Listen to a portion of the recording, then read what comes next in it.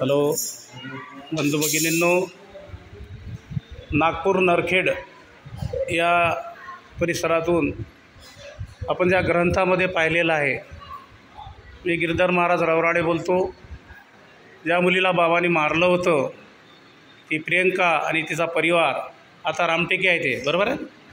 आता रामटेके साहेबांना दिला आहे तिला, है ना। आणि वाडीला राहतात ते आता लोक सगळे, नागपूर वाडीला।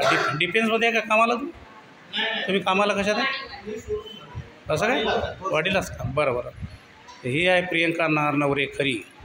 आणि बरेचसे लोक हिच्या नावावर सुद्धा खोटे प्रचार प्रसार केलेला आहे। एका बाईनं खूप लुटमार केलेली आहे की प्रियंका मीच आहो, मलाच बाबांनी मारलं होतं आणि असं सांगून तिनं परतवाड्यातल्या अनेक लोकांना, मग तिची कंप्लेंटसुद्धा झालेली आहे। आमचे वानकडे म्हणून आहेत, त्यांचं याचं काम आहे इंजिनिअरिंग, लोहा लोखंडाच्या वस्तू बनवतात ते। आणि हे बाई आई आहे, प्रियंकाची आई। आणि यांनी बाबांकडे 6 महिना केला होता, त्यावेळी तिथं मंदिर नव्हतं, बाबा जंगलात फिरायचे।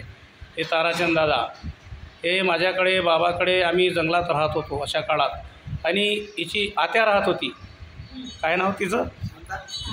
शारदा। ती राहत होती यांच्यासोबत, 6 महिना होता ना यांचा, तर तू तर नव्हती तेव्हा, तर ती राहायची। ते मला अजून आठवते सगळं। वडाखाली बसायचं आपण, बाबाच्या सिंधीमध्ये जायचं। ते प्रियंका नारनवरे आणि तिचा परिवार, तर आता रामटेके, प्रियंका रामटेके झाली ती, पाहुण्यांचं नाव रामटेके आहे, ते ताराचंद भाऊ आहेत। तर हे सगळं त्यांचा ऑल परिवार आलेला आहे वाडीवरून।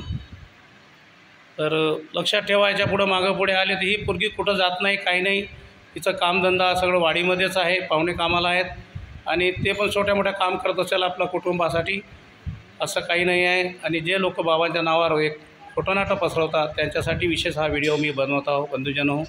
आणि मागं पुढे जर काही झालं तर यांचा नंबर आपल्याकडे आहे आणि यांचा पूर्ण ऑल परिवार मला लहानपासून ओळखते, म्हणून आपण सर्वांनी सावधान व्हावं। आणि या परिवाराशीच फक्त, परिवारातूनच हे प्रियंका आहे म्हणून एवढं ध्यानात घ्यावं। बऱ्याचशा लोकांची फसवणूक झालेली आहे।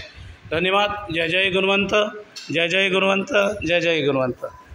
चला आता चहा घेऊ आपण।